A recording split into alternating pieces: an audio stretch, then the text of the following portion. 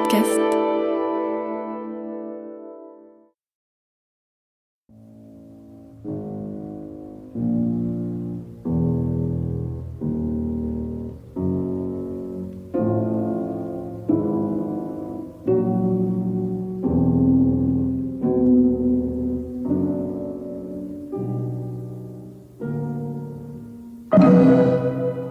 Germaine Beaumont.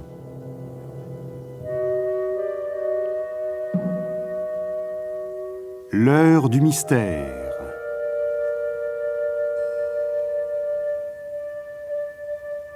Le casse-tête Bantou, par Ange Bastiani.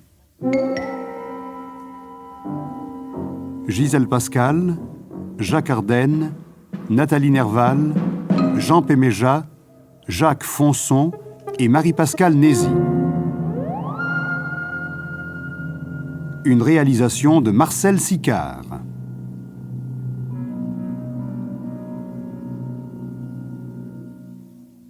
Madame, s'il vous plaît. S'il vous plaît, madame. Messieurs. Encore quelques mots, madame Lacroix-Vidal. Madame Lacroix-Vidal, je vous en prie. Là, s'il Messieurs, vous plaît. messieurs, s'il vous plaît. Madame Lacroix-Vidal, une photo. Mais vous voulez aussi peut-être que je sourie. Madame, nous ne tenons pas du tout à vous ennuyer davantage, croyez-le bien. Mais il faut bien qu'on fasse notre Madame métier. Lacroix-Vidal, une photo près du piano. Oui, À côté du mettez-le. portrait de votre mari. Assez, Parfaitement, messieurs, assez. Mais non, Maintenant, je vous prie de sortir tout de suite. Sinon, je fais appel aux inspecteurs qui se trouvent au premier étage ou à l'agent qui est de garde à la porte de la villa. Sortez. Non. Non, vous, monsieur Duval. Moi, madame? Restez, je vous en prie. Mais pourquoi, madame? Parce que j'ai besoin de vous. J'ai besoin de vous parler. Adieu, messieurs. Oh, je n'en peux plus.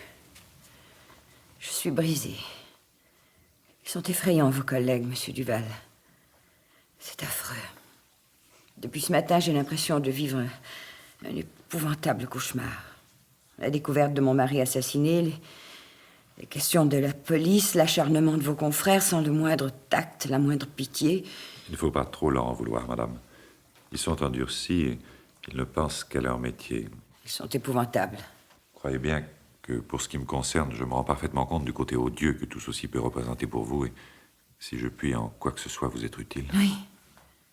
Oui, vous le pouvez. Mon mari, vous le savez, vous aimait beaucoup. Il avait apprécié à juste titre la façon élégante dont vous vous étiez comporté l'année dernière, lorsqu'on a voulu lui mettre sur le dos cette sordide affaire de devise. Vous vous en souvenez? Ah oui, parfaitement, madame.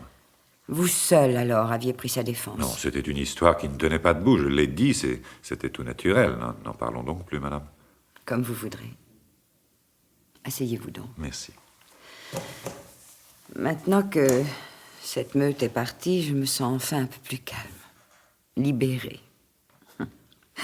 Libérée, si l'on peut dire. Alors qu'il y a encore ici 2 policiers en train de passer cette maison au peigne fin, qu'un agent fait les 100 pas dans le jardin et que le commissaire Cordier, chargé de l'affaire, ne m'a pas caché avant de partir qu'il me considérait comme le témoin numéro 1. Vous qui êtes chroniqueur judiciaire, monsieur Duval, vous savez mieux que moi ce que l'expression signifie. Chère madame, le commissaire Cordier, dans sa courte déclaration à la presse, n'a absolument pas porté d'accusation contre vous. C'est encore heureux. Mais vous le connaissez. C'est un vieux renard. Devant la presse, il n'a pas voulu trop s'avancer. Avec moi, il a mis moins de forme. C'est pour cela que je vous ai prié de rester, monsieur Duval. Il faut à tout prix que vous me veniez en aide. Vous seul pouvez le faire. Vous êtes le spécialiste des grandes enquêtes. N'exagérons rien, madame. Dans le cas qui nous occupe, j'ignore à peu près tout de la mort de monsieur Lacroix-Vidal, votre mari. Je vais vous dire exactement ce qui s'est passé. Désirez-vous un whisky? À volontiers, oui. Sans eau, ni glace.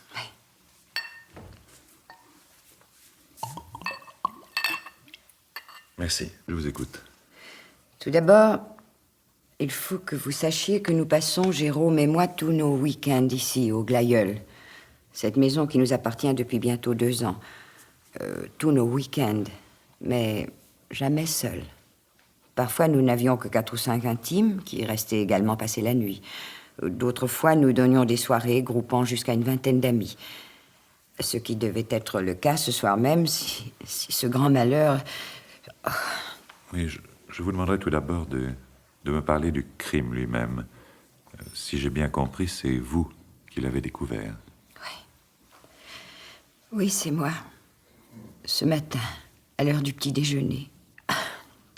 En général, le samedi, je donne congé à nos 2 domestiques qui restent à Paris. Donc, hier, nous étions simplement entre nous. 6 en tout.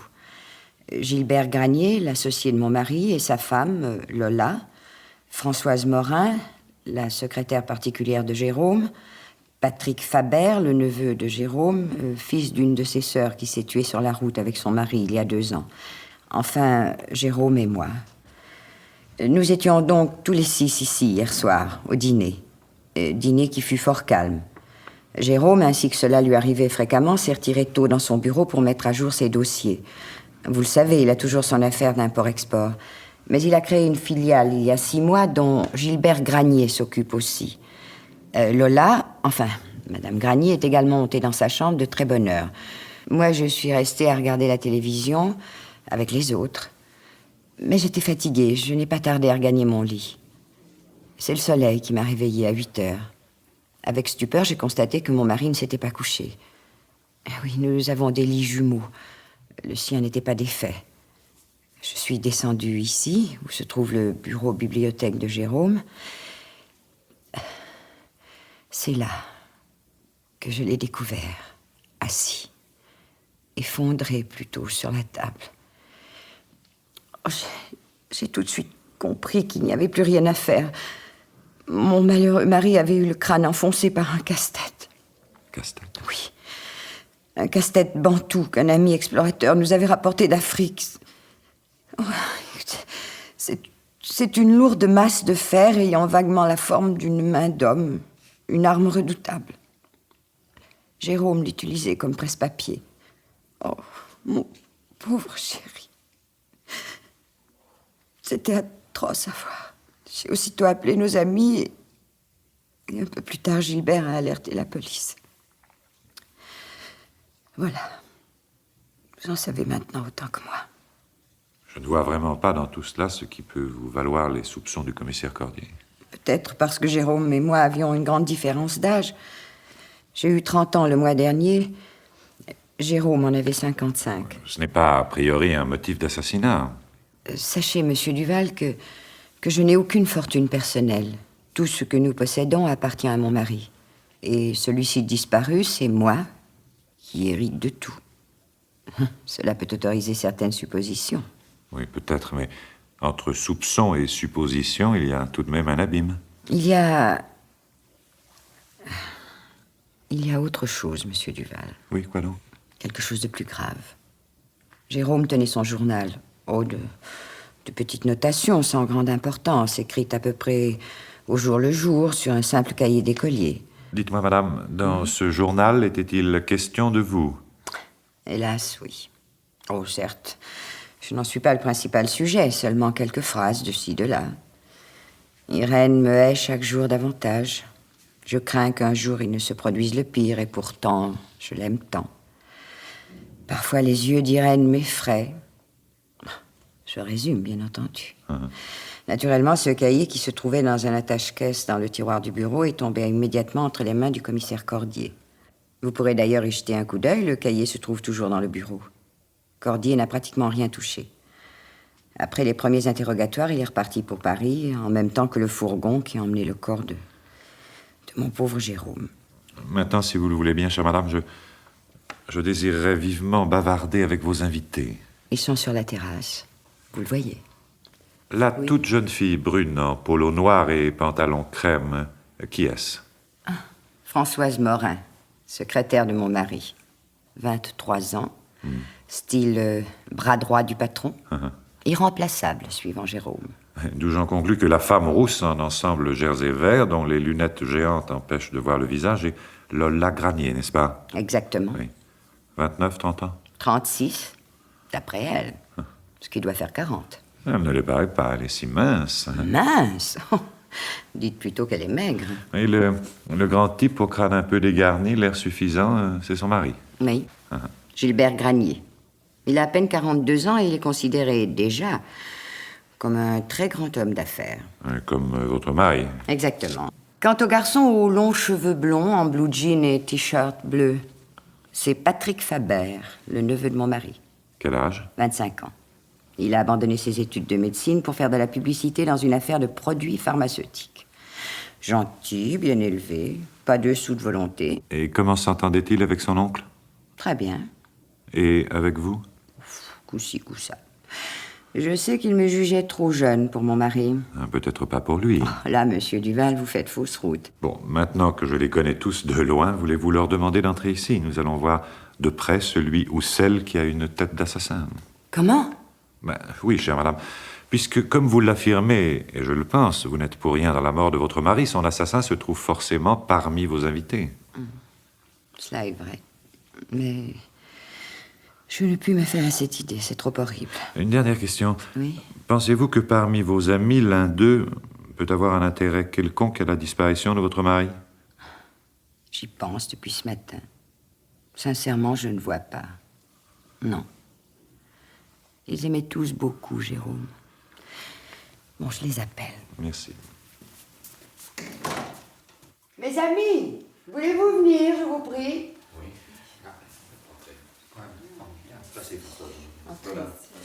Permettez-moi de vous présenter mon ami, Monsieur Jean Duval, chroniqueur judiciaire que vous entendez souvent à la radio et à la télévision. J'ai cru devoir le retenir car Jérôme le tenait en grande estime. Il ne sera pas inutile en ce moment difficile d'avoir parmi nous un homme qui a encore la tête sur les épaules. Bon, j'abrège les présentations, Monsieur Duval sachant à peu près qui vous êtes les uns et les autres. Madame Lola Granier. Monsieur. Madame. Mademoiselle Françoise Morin. Bonjour, monsieur. Mademoiselle. Monsieur Patrick Faber. Monsieur. Bonjour, monsieur. Et Monsieur Gilbert Granier. Monsieur Duval, croyez que je suis enchanté de faire votre connaissance, bien que j'eusse préféré personnellement que ce fût en d'autres circonstances. Mais, quoi qu'en dise notre chère Irène, ce que je ne comprends pas, c'est ce que nous pouvons attendre de vous. Et surtout, ce que vous attendez de nous. Tout d'abord, monsieur Granier, je n'ai pas la moindre intention de vous importuner, croyez-le bien. Je voudrais simplement bavarder un peu avec chacun de vous, pour me permettre d'avoir une idée saine de cette pénible situation. Monsieur Duval se prend pour le commissaire Maigret. Lola, je te rappelle que c'est moi qui ai prié Monsieur Duval de rester au Glaïeul. C'est possible, Irène, mais cette invitation n'engage que toi. J'estime, quant à moi, suffisant d'avoir eu à subir les questions de ce commissaire. Allons, calme-toi, Mais calmez. Lola. Ah, parce que vous autres, vous êtes calme, peut-être. Vous le paraissez. Ça, oui. Mais moi, si je voulais parler, je crois que votre beau calme disparaîtrait bien vite.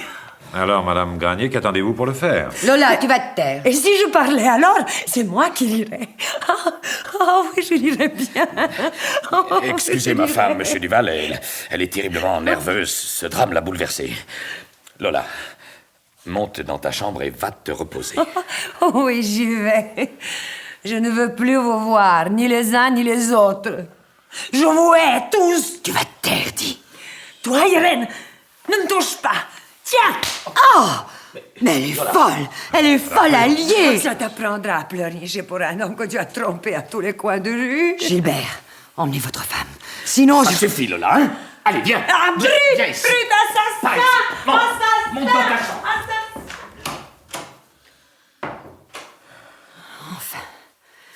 vous en voilà débarrassé. Cette pauvre Lola ne sait plus ce qu'elle dit ni ce qu'elle fait. Est-ce qu'elle boit? Lola? Non, je ne crois pas. C'est une exaltée, toujours survoltée, les nerfs à vif, mais... Aujourd'hui, c'est un comble. Oser me gifler alors qu'un drame terrible... N'y pensez plus, madame. Depuis ce matin, nous sommes tous ici à bout de nerfs et... Oh, merci. Merci, ma petite Françoise. Mademoiselle Morin, Oui, monsieur. vous êtes, n'est-ce pas, la secrétaire personnelle de monsieur Lacroix-Vidal? Depuis près de 2 ans, oui. C'est cela, oui. Puis-je vous demander quel a été l'emploi précis de votre temps hier soir? Hier soir, Oui, après le dîner. eh bien, je suis tout bonnement restée devant le poste de télévision jusqu'à la fin du programme. Ensuite, je suis allée me coucher. Au premier étage. Mais toutes les chambres sont au premier étage. Oui. Monsieur Faber, vous aussi, vous avez regardé la télévision? Monsieur Duval, moi je n'ai qu'une chose à vous dire. c'est que je tiens les journalistes pour des flics. Tous autant qu'ils sont. Et je n'aime pas les flics. Oui, en l'occurrence, vous en avez besoin. Pas du tout. Soyez sûr que je saurai venger la mort de mon oncle tout seul, le moment venu. Et j'ai déjà ma petite idée là-dessus. Et je n'ai besoin de personne pour m'aider. Patrick, je vous en prie. Oh, vous, ma tante par alliance, je ne vous parle pas. Et je vous prie de me fiche la paix. Ah, voilà qui est nouveau, mon petit Patrick. Vous étiez beaucoup plus aimable avec moi lorsque vous aviez besoin de mon aide pour persuader votre oncle de vous signer un chèque afin d'éponger vos perpétuelles dettes de jeu. Oh oui, oui, parlons-en. Allons, Patrick. Vous n'allez pas aujourd'hui vous conduire comme le dernier des mufles. Voilà. Lola s'est enfermée à double tour dans sa chambre. Ah, mais ce n'est pas la vôtre. Hein. Non. Nous faisons chambre à part. À propos, monsieur Granier, vous êtes-vous couché tôt hier soir? Encore assez, oui. Je suis d'abord allé faire un tour dans le jardin et je suis rentré juste avant l'orage. Hein, car il y a eu de l'orage hier soir. Oui, très court, mais très violent. Et vous avez peur du tonnerre, mademoiselle Morin? Oh oui, hier j'ai cru mourir de peur. Vous êtes vraiment bien émotive. Dites-moi, puisque vous étiez sa secrétaire, si nous allions jeter un coup d'œil dans le bureau de monsieur Lacroix-Vidal. Voulez-vous venir tous, je vous prie? Oui. Merci.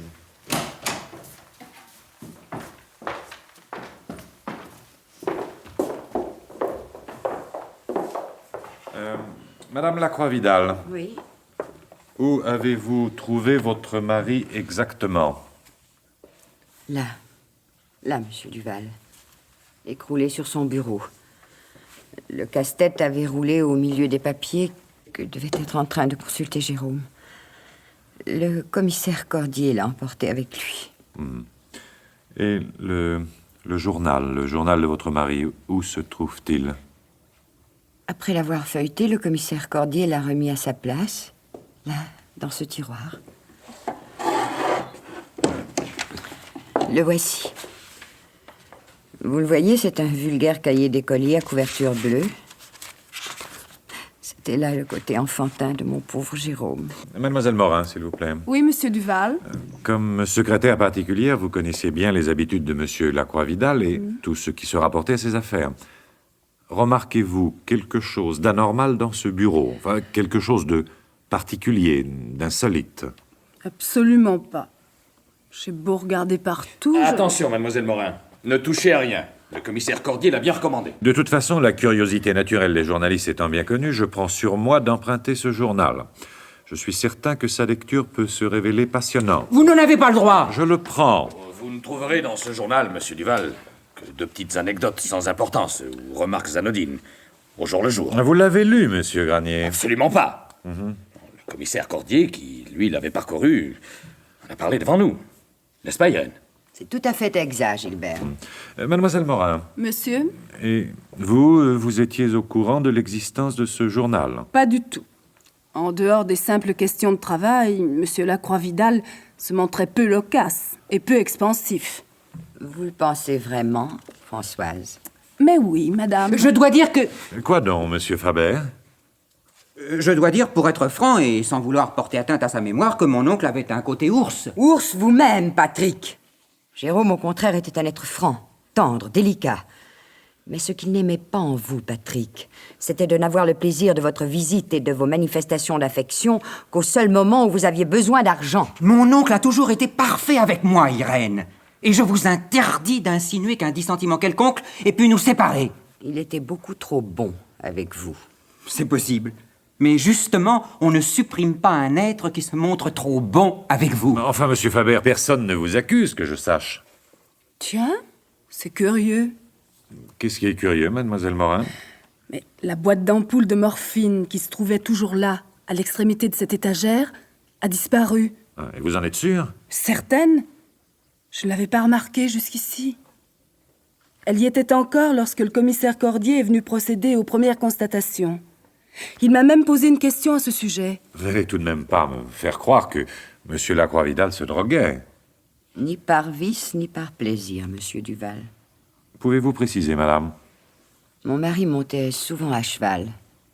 Il avait fait une chute il y a 3 ans. Double fracture du bassin. Il était parfaitement rétabli. Mais parfois, il ressentait de très violentes douleurs. Sur les conseils de son médecin, il se faisait alors lui-même une piqûre de morphine pour apaiser ses douleurs. Et comme par hasard, la boîte d'ampoule s'est volatilisée. Peut-être l'un des policiers l'aura-t-il prise.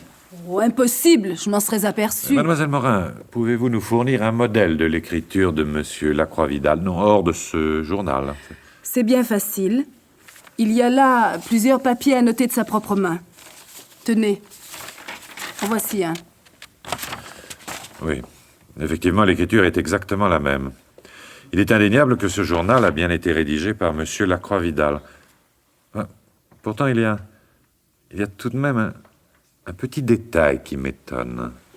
Quoi? Lequel? Eh bien, ces courtes phrases acides visant Madame Lacroix-Vidal se trouvent par une étrange coïncidence toutes consignées à la fin des notations concernant chaque journée. Et alors? Alors? Eh bien, il me vient à l'idée qu'une tierce personne suffisamment habile pour imiter parfaitement l'écriture de la victime aurait très bien pu utiliser les espaces blancs entre les réflexions de chaque jour pour ajouter de sa propre main les gentillesses écrites à l'égard de Madame Lacroix-Vidal. Cela me semble un peu tiré par les cheveux. Vous ne trouvez pas, Monsieur Duval? Oui, nous en reparlerons, Mademoiselle Morin. Autre chose, s'il vous plaît. Ce verre vide-là, tout au bout du bureau. Oui? Est-ce l'un de vous qui l'a posé là? Non, non. Non, il s'y trouvait déjà lorsque j'ai découvert Jérôme. C'est d'ailleurs parfaitement explicable. Je vous écoute, madame. Jérôme, qui n'était pas buveur, avait pour habitude, lorsqu'il restait travailler tard, de boire un verre de Mirabelle, vers minuit. Il était dans son genre un peu maniaque. De toute façon, c'était de l'excellente Mirabelle qu'il faisait venir spécialement d'Alsace. La bouteille est aux 3/4 pleine sur ce rayon de la bibliothèque. Oh, puis-je en goûter une larme? J'adore la Mirabelle. Si vous voulez. Attendez, je vais vous servir. Oh mon Dieu, que je suis maladroite. Mais que faites-vous, Monsieur Duval? Vous le voyez, chère madame, j'éponge le liquide avec mon mouchoir, enfin une partie du liquide.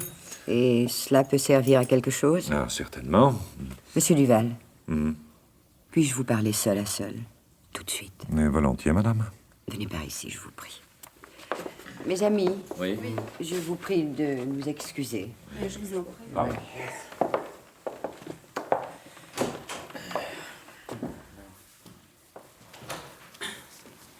Asseyez-vous, Monsieur Duval. Merci. Voilà. Maintenant, je vous demande d'être aussi franc avec moi que je l'ai été moi-même avec vous. Puis-je savoir pourquoi vous avez manifesté brusquement le désir de goûter cette Mirabelle et pourquoi, lorsque j'ai laissé échapper la bouteille, vous avez épongé le parquet avec votre mouchoir? Parce qu'il m'est soudain venu à l'esprit une idée, peut-être saugrenue. J'ai pensé que cette bouteille ne contenait pas que de la Mirabelle et mon mouchoir absorbait suffisamment de liquide pour me permettre de le faire analyser par un laboratoire. Ne vous donnez pas cette peine. Pourquoi? Parce que je puis vous affirmer dès maintenant que la Mirabelle en question contient une forte dose de somnifère. Tiens. Je me suis chargé moi-même de l'opération. Vous ne me demandez pas pourquoi. Non, inutile, puisque vous allez me le dire. Vous n'ignorez pas la différence d'âge qui existait entre Jérôme et moi. Certes, je l'aimais beaucoup, très fort, très sincèrement. Mais la nature a ses exigences. Vous êtes une femme désirable, madame, et je crois fort désirée.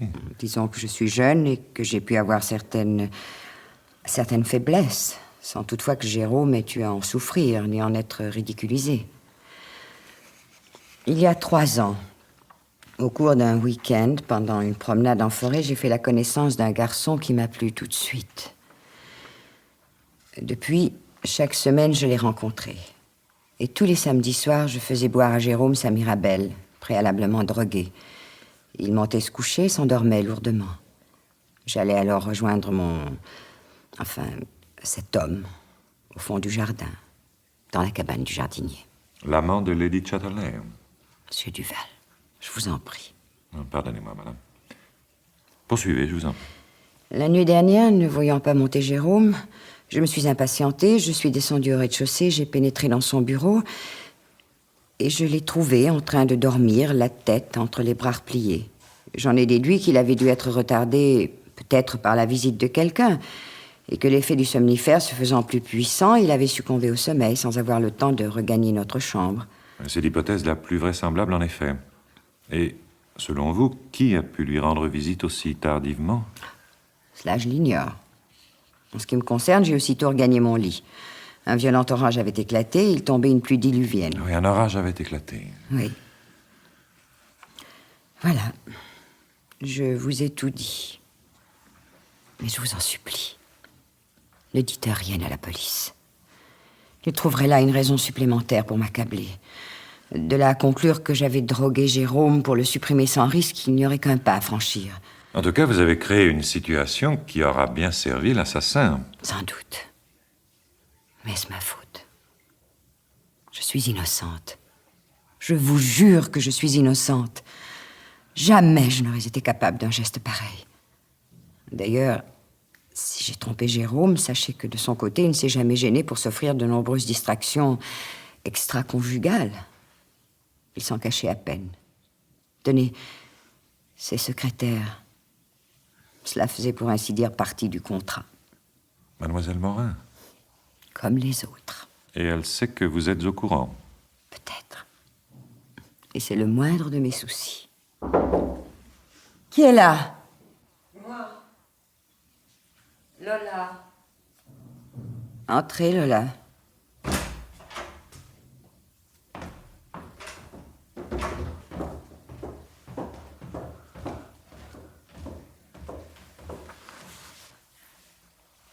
Je ne vous dérange pas, j'espère. De toute façon, vous vous en moquez, n'est-ce pas? Irène, je suis venue vous prier d'excuser ma conduite de tout à l'heure.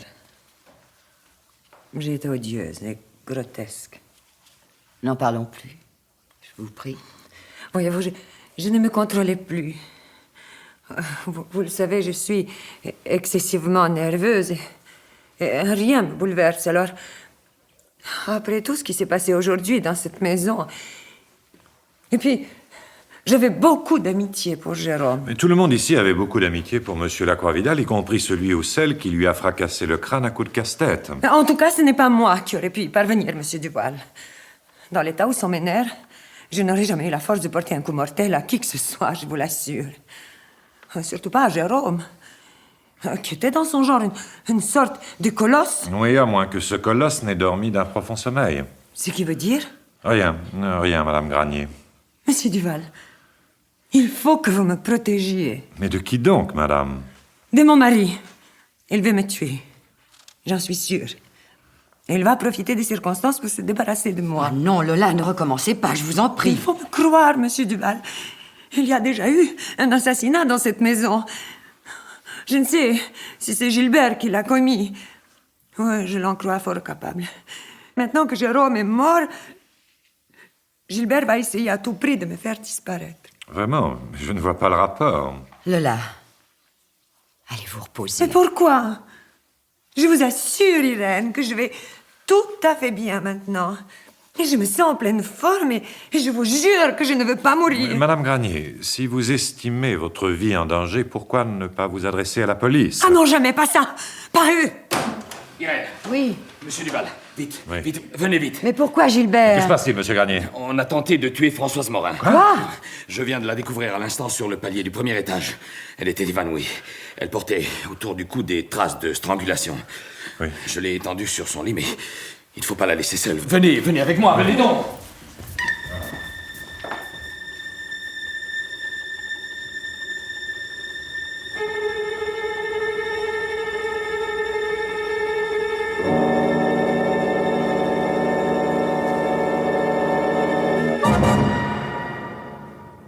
Voyons, Françoise, que s'est-il passé? Je ne sais pas, Irène. Je n'ai eu le temps de me rendre compte de rien. Je sortais de ma chambre. J'allais atteindre le haut de l'escalier. Je passais devant l'une des salles de bain lorsqu'il m'a semblé entendre un craquement derrière moi. Avant que j'aie eu le temps de me retourner, j'ai été brutalement saisie par derrière et deux mains m'en serraient la gorge.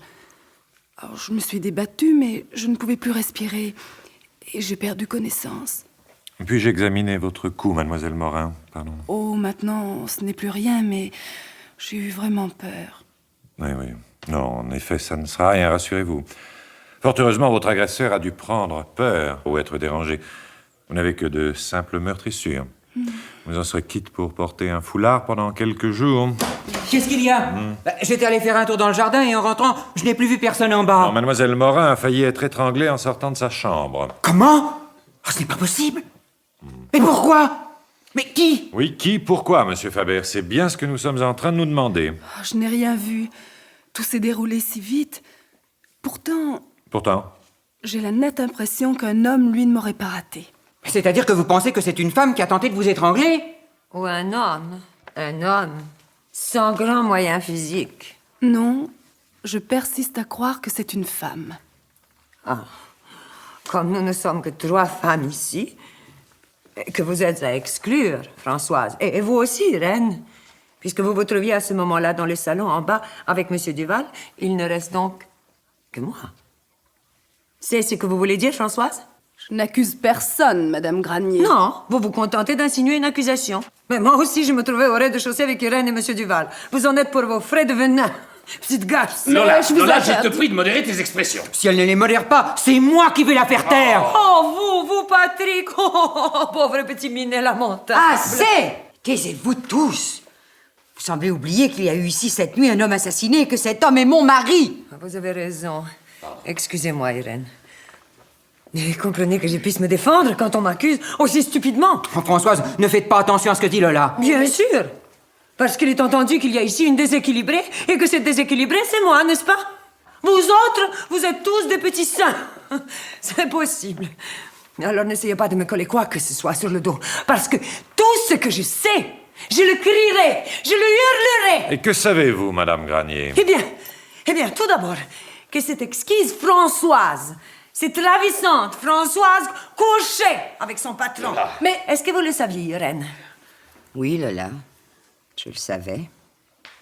Et croyez bien que je m'en fichais complètement. Cette exquise Françoise couchait avec son patron et sans doute aussi avec mon mari. Mais tu es folle, Lola! Mais c'est pas vrai, je jure que c'est pas vrai.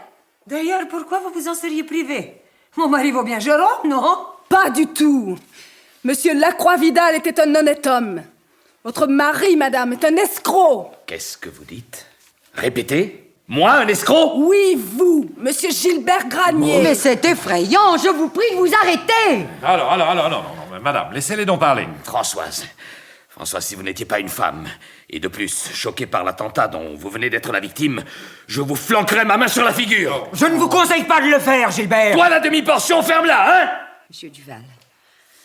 Monsieur Duval, je voudrais m'en aller d'ici. C'est ignoble. Vous auriez tort, madame Lacroix-Vidal. Ce que j'ai à dire vous concerne directement, en tant qu'héritière de votre mari. Moi? Vous allez être obligée de faire ce que désirait monsieur Lacroix-Vidal depuis longtemps. Porter plainte contre monsieur Gilbert Granier. Mais pourquoi donc? Mais ne l'écoutez pas! Cette fille est folle! Folle alliée! Ah. Mais tout le monde est fou ici! Mais personne ne m'estimait autant que Jérôme. Vous le savez bien, Irène! Écoutez-moi, monsieur Mais Duval. je ne fais que cela, mademoiselle Morin. En tant que collaboratrice de monsieur Lacroix-Vidal, j'affirme que celui-ci soupçonnait depuis un certain temps monsieur Gilbert Granier de s'être livré, dans le cadre de leur association, à des jeux d'écriture que le code pénal condamne sous le nom d'escroquerie. Oh. Monsieur Lacroix-Vidal se préparait à frapper fort, selon son habitude. Et vous vous en doutiez, monsieur Granier. Ce qui pourrait expliquer bien des choses. Petite garce! Salope! Punaise! Je vais t'écraser, tu vas voir! Vous êtes tous devenus fous! Mais vous n'allez pas vous battre, allons! Voyons, arrêtez! Ah, vous fichez-moi la pain, hein? Je vous envoie au tapis! Arrêtez-les! Oh, toi, le neveu et l'avorton! Tais-toi ou je te fais une tête grosse comme ça! Arrête, Gilbert! Vous allez alerter les flics? C'est ce que vous voulez? Gilbert est un voleur! Salaud! Tu vas me le payer! Oh, espèce de brute! Vous n'allez pas frapper ce gosse, non? Toi, lève-toi de là, toi! Monsieur Granier, je vous ordonne de vous arrêter. Ce n'est pas vous qui m'en empêcherez! Si, c'est moi. Je vous préviens tout de suite, Gilbert, que monsieur Duval est ceinture noire de judo et champion de karaté. Et après? Mon Dieu! Regardez, Patrick se trouve mal!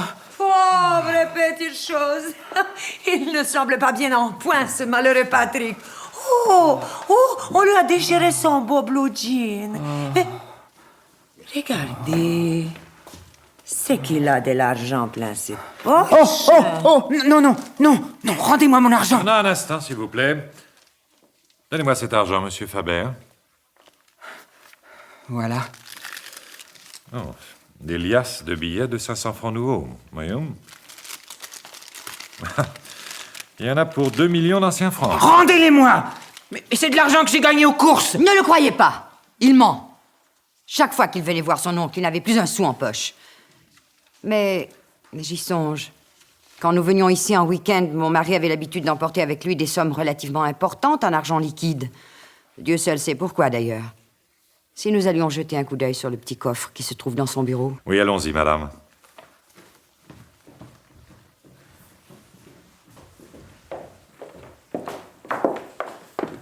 Madame Lacroix-Vidal, vous connaissez la combinaison de la serrure? Bien sûr. J'ai tous mes bijoux dedans. Et vous, mademoiselle Morin?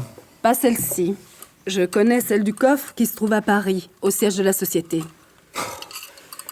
Mais je vous répète que tout ça est ridicule. Ces billets sont à moi. Mais j'ai touché un gros tiercé aux courses. Ah oui, quand et quels chevaux? Ça ne vous regarde pas. Regardez. En dehors de quelques papiers et de 2 écrins contenant mes bijoux, il n'y a rien d'autre dans ce coffre. Et je puis affirmer qu'hier, Jérôme avait dans sa serviette une grosse somme d'argent liquide. Je peux le confirmer. Allons, Patrick. Il faut avouer. D'accord. Ah, je n'ai pas gagné aux courses. Cet argent appartenait à mon oncle Jérôme, qui me l'a donné de son plein gré. Vous voudriez nous faire croire qu'il vous a donné comme ça 20 000 nouveaux francs? Parfaitement.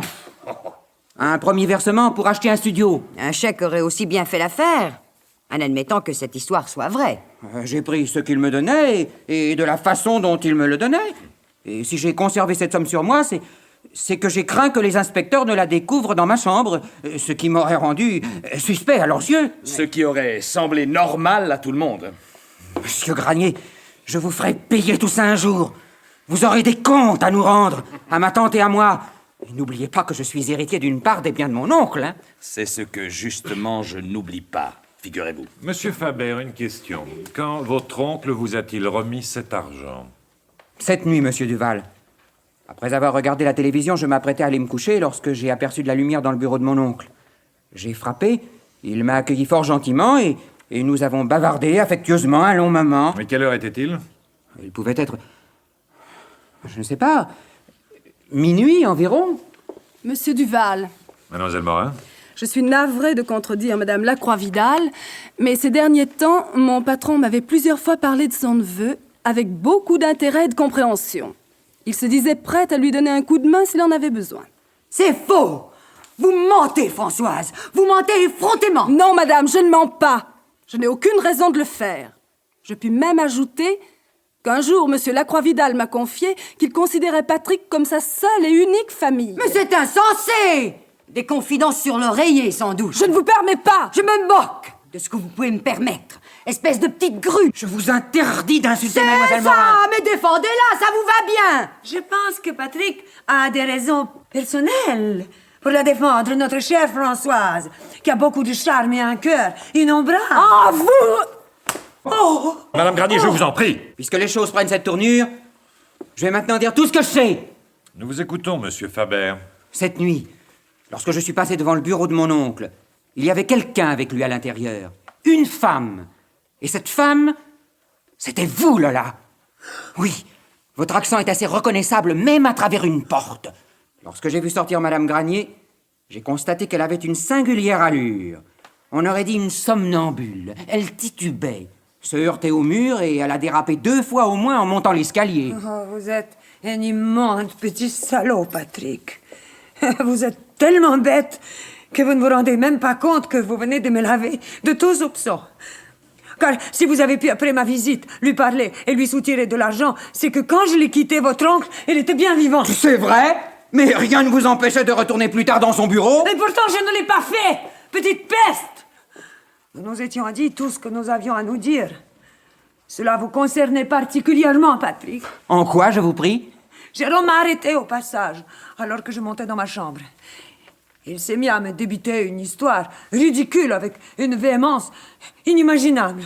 Selon lui, vous étiez mon amant. Il me sommait de rompre, redoutant l'influence néfaste que je pouvais avoir sur vous. Oh, pauvre Limace! Oh, c'est idiot! Complètement idiot! Il se souciait fort peu des femmes que je pouvais fréquenter, plus ou moins intimement. Oh, je ne suis plus un gosse, non? Il s'en serait peut-être davantage soucié s'il avait appris que vous entreteniez des relations très intimes avec une femme qui lui était particulièrement chère. Moi, Lola? La maîtresse de Patrick? Mais vous êtes folle! Oh non, pas vous, Irène. Mademoiselle Françoise Morin. Moi? Moi, la maîtresse de Patrick? Oui, vous, Françoise. Direz-vous que Patrick vient vous retrouver dans votre chambre? Moi? Oui, je l'ai vu. Alors, avouez-le, auriez-vous honte de cette liaison? Ma vie privée ne vous regarde pas. C'est vrai. Mais elle intéressait de très près Jérôme, qui était plutôt d'un naturel exclusif et jaloux. Alors, pour détourner ses soupçons, vous l'avez tout simplement persuadé que Patrick et moi, nous couchions ensemble. Ce que moi je comprends de moins en moins, ce sont les motifs qui poussaient Monsieur Lacroix-Vidal à exiger de vous deux une séparation. À moins que... À moins que quoi, Messieurs Duval? Nous en reparlerons tout à l'heure, Madame Granier. C'est à Madame Lacroix-Vidal que je voudrais maintenant poser une question. Je vous en prie. Les bijoux qui sont dans ces écrins vous appartiennent, m'avez-vous dit? Oui. Vous le voyez? Un gros bracelet de diamants et un très beau collier de perles. Et pourquoi emportez-vous des bijoux d'une telle valeur pour passer le week-end à la campagne? Tout simplement parce que, recevant souvent des amis, le fait d'être à la campagne ne m'interdit pas d'être la femme élégante qu'aimait mon mari. Oui, ce sont de fort belles pièces, oui.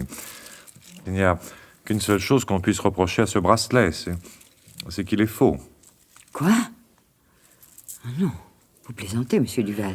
Mon père était joaillier, madame, et à un moment, j'ai dû même prendre sa succession. Mais ce métier, je dois l'avouer, ne m'emballait pas. Pourtant, je m'y connais assez bien, et je crois pouvoir distinguer une vraie pierre d'un bouchon de carafe. Mais jamais Jérôme ne se serait permis de m'offrir de faux bijoux. C'est incompréhensible. Nous avons acheté ensemble ce bracelet chez l'un des plus grands bijoutiers de Paris. Et mon mari a signé un chèque devant moi. Et un très gros chèque, croyez-le. Disons alors que quelqu'un a dû faire subir à ce bracelet quelques changements. L'imitation est d'ailleurs parfaite, sauf pour un homme du métier. Gilbert! Quoi non, Irène? Gilbert, c'est vous. Vous qui avez osé faire ça. Enfin, Irène, vous n'allez pas m'accuser de... Mais regardez-vous! Vous êtes blême de peur! Mais vous êtes décidément un ignoble personnage! Dire que j'ai failli... Je vous assure que je ne suis pour rien dans cette histoire. Mais comment osez-vous le prétendre? L'hiver dernier, vous m'avez fait remarquer que la monture de ce bracelet n'était plus à la mode. Vous m'avez offert de faire ressertir les diamants sur une monture en platine par un de vos amis joailliers. J'ai accepté de vous confier ce bijou pendant que nous partions au sport d'hiver, Jérôme et moi. Je comprends maintenant pourquoi. Lorsque nous sommes revenus 3 semaines plus tard, la substitution avait été faite.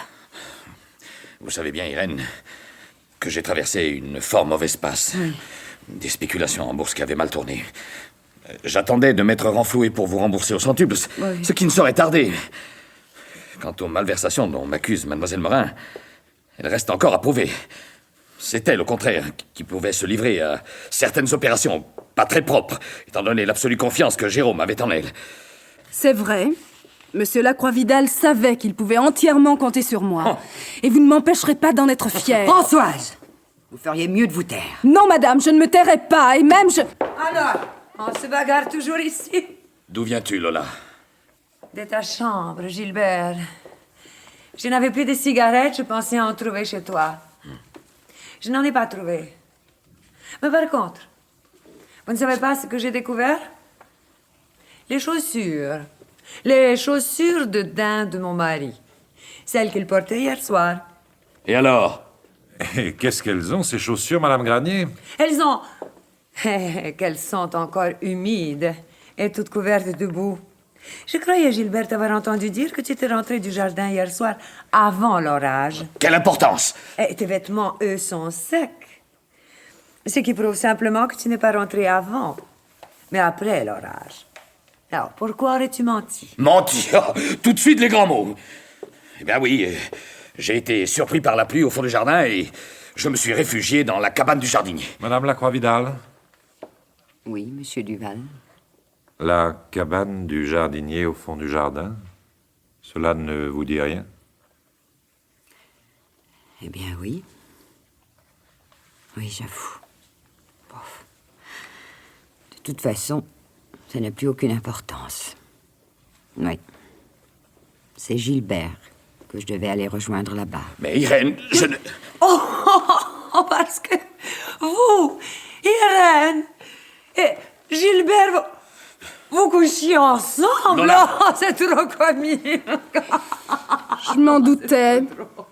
Depuis un certain temps. Et pourquoi donc, mademoiselle Morin? Monsieur Lacroix-Vidal aussi, d'ailleurs. Je me souviens d'un après-midi où il était en train d'écrire quelques remarques sur son cahier bleu. Monsieur Granier est entré dans le bureau. Le patron a eu un regard bizarre vers lui. Un regard qui en disait plus long que bien des phrases. Vraiment. Eh bien, il faut que vous sachiez, monsieur Duval, que si j'ai caché cette circonstance, c'est tout simplement que si je l'avais avoué ce matin après le crime, je risquais de compromettre gravement Irène. Un point, c'est tout. De plus, je ne savais pas ce qu'elle avait déclaré au commissaire Cordier. Mais je dois aussi vous dire qu'à l'instant même où je venais de regagner ma chambre, j'ai entendu une porte s'ouvrir sur le palier du premier étage. Pensant que ça pouvait être Irène, j'ai jeté un coup d'œil. Ce qui m'a permis de voir notre adorable Françoise sortir de la chambre de Patrick et emprunter l'escalier pour redescendre au rez-de-chaussée. Je me suis avancé sur le palier et je l'ai vu pénétrer dans le bureau de son patron sans même prendre la peine de frapper. Ce bureau a connu un vrai défilé la nuit dernière. Puis-je parler, monsieur Duval? Mais naturellement, mademoiselle Morin. Il n'y a là aucun mystère, croyez-le bien. J'avais soif. J'ai voulu aller boire un verre d'eau minérale à la cuisine. J'ai vu de la lumière dans le bureau de monsieur Lacroix-Vidal et je suis entrée. Pour lui dire bonsoir. Au point où en étaient nos relations, je pense que je pouvais me dispenser de frapper. Et combien de temps êtes-vous resté avec votre patron? 10 minutes, tout au plus. Il a voulu, à toute force, me faire boire un verre de Mirabelle. Ensuite, je suis allée à la cuisine et je suis remontée dans ma chambre. Merci. Dites-moi, madame Granier, quand vous étiez dans le bureau de monsieur Lacroix-Vidal, vous a-t-il offert aussi un verre de Mirabelle? À moi? Oh, pas du tout. Il était bien trop furieux. Mais il s'en est servi de vers lui-même, qu'il a bu devant moi. Oui. Ce qui m'a paru au bout de quelques instants le rendre somnolent. J'en ai profité aussitôt pour m'éclipser. Dites-moi, étiez-vous au courant de son accident de cheval? Bien sûr, mais quel rapport? Vous ne le voyez pas. Moi si, oui. Depuis que je vous observe, madame Granier, j'ai constaté bien des choses. Parfois, sans raison valable, vous piquez une crise de nerfs, assez impressionnante, je l'avoue. Vous filez, vous enfermez alors dans votre chambre et vous en ressortez calme, apaisé, disons même presque euphorique. Comme tous les grands nerveux, je récupère très vite. Peut-être, oui. Mais ce qui est plus curieux, c'est qu'au moment même où vous disparaissez, la boîte d'ampoules de morphine destinée à calmer les douleurs de votre hôte disparaît également. Étrange coïncidence. Je ne comprends pas. Oui, je continue. Il est après tout fort compréhensible que M. Lacroix-Vidal ait pu s'alarmer et réagir violemment dans la mesure où il a pensé que son neveu, un garçon sans beaucoup de volonté, pouvait être complètement subjugué par une droguée comme vous. Moi? Une droguée? Vous êtes fou! Madame, si vous voulez bien retrousser les manches de votre chemisier, nous pourrons tous ensemble constater les traces de piqûres sur votre bras. Je vous interdis de me toucher! N'approchez pas! Vous êtes tous des porcs! Des salauds! Ouais, j'aurais dû m'en douter. Depuis 2 ans que nous faisons chambre à part, je n'ai pas cessé de trouver Lola de plus en plus bizarre. Exaltée parfois, puis déprimée tout à coup. Sans parler de ses incessantes demandes d'argent. Mais alors tout s'explique. La nuit dernière, elle devait se trouver à court de drogue. À moitié folle, elle est descendue demander de la morphine à mon oncle. Celui-ci, non seulement la lui a refusée, mais me croyant son amant, l'a copieusement enguirlandée. Mais je vous l'ai dit, je l'ai vue remonter dans un état lamentable.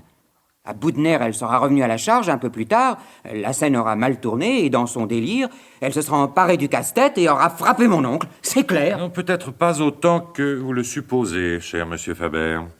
Parce que vous soupçonnez quelqu'un, monsieur Duval. Et vous voudriez bien savoir qui, n'est-ce pas, madame?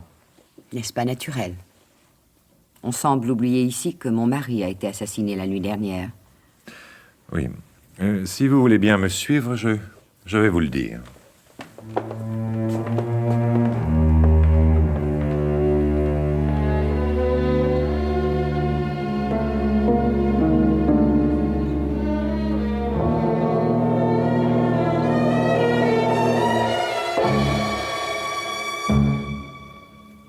En fait, vous pourriez tous être soupçonnés d'avoir supprimé Jérôme Lacroix-Vidal.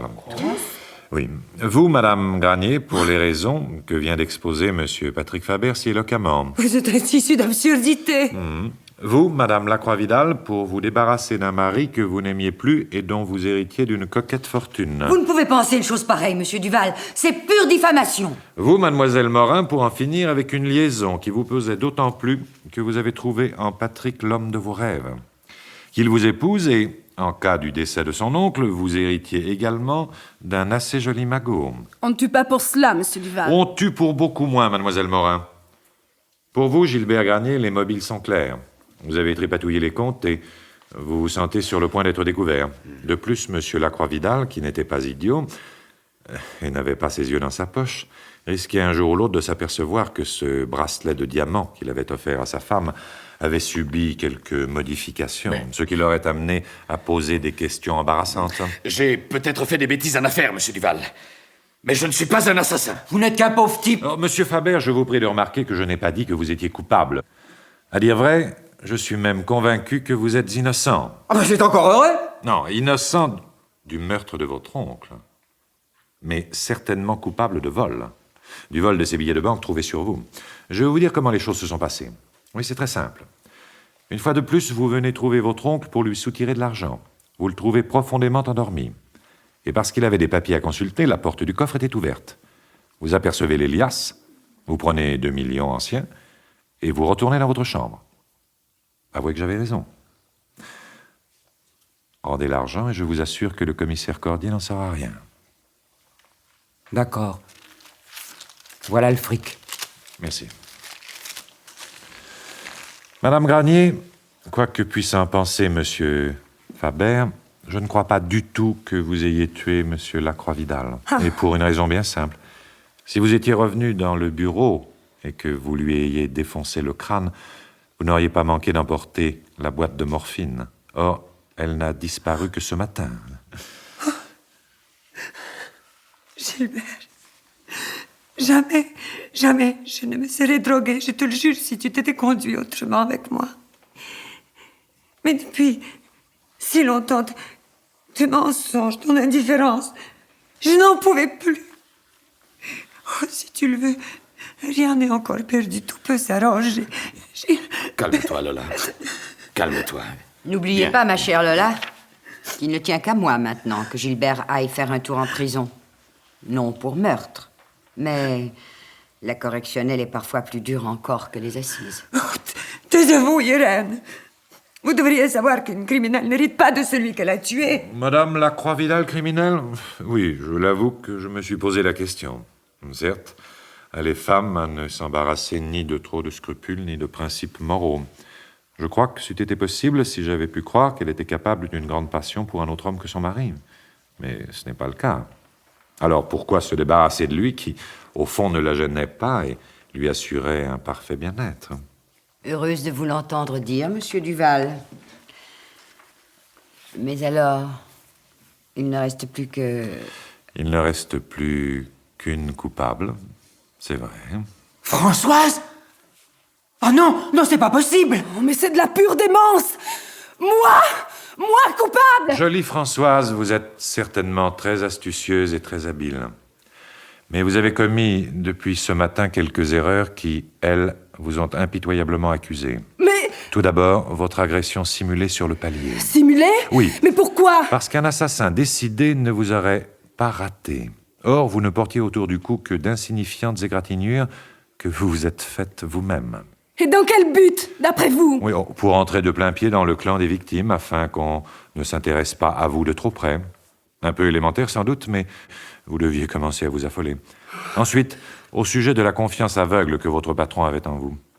Oui, M. Granier a déclaré que M. Lacroix-Vidal vous laissait le soin de rédiger sa correspondance personnelle. Or, ces lettres, s'écrivant à la main, vous étiez bien obligé d'imiter son écriture, ce qui vous a permis d'ajouter dans son journal quelques phrases compromettantes pour Mme Lacroix-Vidal. Oh, mais je n'ai jamais... Celle-ci soupçonnée et condamnée, l'héritage revenait tout entier à votre cher Patrick. Mais Patrick n'a jamais promis de m'épouser. Oh, vous auriez su sans peine l'amener au mariage dans les plus brefs délais, je vous fais confiance. Enfin, Françoise, vous avez menti 2 fois. La première en faisant allusion à votre patron en train d'écrire quelques notes sur son cahier dans son bureau de Paris, alors que vous aviez précédemment affirmé ne rien connaître de l'existence de ce journal. Et la deuxième fois, lorsque vous avez prétendu que M. Lacroix-Vidal vous avait offert un verre de Mirabelle hier soir, alors que le somnifère que contenait la bouteille vous aurait rapidement plongé dans le plus profond sommeil. Mais ce détail, vous l'ignoriez. On ne pourra jamais rien prouver. Oh, j'en suis moins sûr que vous. Personnellement, je vois très bien ce qui a pu se passer. Vous retrouvez Patrick dans sa chambre, il vient de dérober les 2 millions. Vous comprenez que c'est une idiotie, et comme Patrick vous dit qu'il a trouvé son oncle profondément endormi, il vous revient à l'esprit une idée à laquelle vous aviez déjà dû penser. Supprimer M. Lacroix-Vidal. Vous descendez à pas de loup, vous entrez dans le bureau sans faire de bruit, et vous fracassez le crâne de votre patron endormi. Il ne vous reste plus qu'à vous saisir de son cahier et à y écrire les phrases que nous connaissons. Me suis-je trompé, mademoiselle Morin? Françoise, tu as fait ça pour moi? Dis. Non, Patrick. Pour nous seuls. Oh, je ne pouvais plus continuer ainsi. J'étais à bout de nerfs, à bout de force. Jérôme était devenu odieux, autoritaire, jaloux, tyrannique et plein de haine. Il me voulait pour lui seul. Vivant, il n'aurait jamais consenti à me rendre ma liberté. S'il avait soupçonné ce qu'il y avait entre nous, je suis sûre qu'il m'aurait tuée, et toi ensuite. Patrick, oui, c'était un monstre. Il était capable de tout. Mademoiselle Morin, je vous en prie. Mesdames, messieurs, voici le commissaire Cordier qui revient. Oh non! Non, je ne veux pas! Oh! Non, je vous en supplie! Monsieur Duval! Monsieur Duval, je vous en supplie! Je ne veux pas! Oh, je ne veux pas! Bonjour, monsieur le commissaire.